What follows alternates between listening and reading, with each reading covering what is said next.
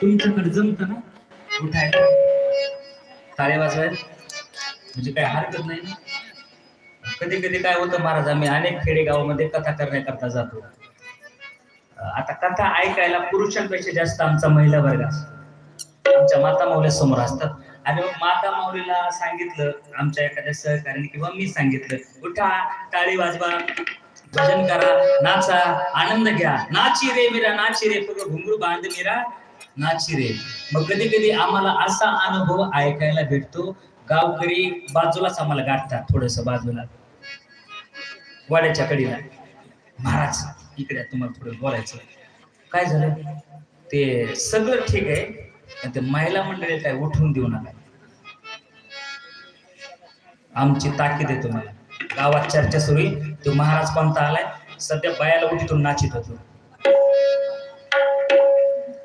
अनुभव जो आला तो सांगतो. आपल्या जवळच्या परिसरामध्ये मला अनुभव आला, माझी कथा झाली तिथं भेटली मंडळी, सांगितलं म्हणले महाराज आमची हात जोडून विनंती, त्यांना उभा करू नका, टाळ्या वाजवू देऊ नका, नाचू देऊ नका. आमच्या महिला कधीही नाचत नाहीत.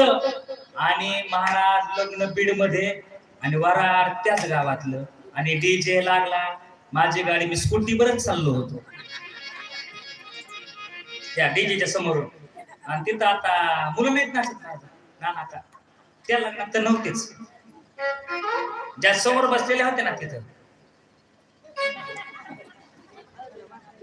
सुरू होत मला.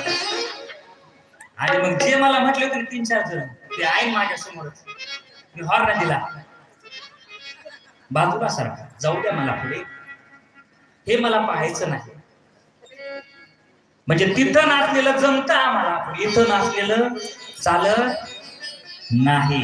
पण तरी सुद्धा माझी विनंती, तुमच्याकडे असा प्रकार नसेल तर उठू नका, नाचू नका, टाळ्याही वाजू नका, भजनही म्हणू नका.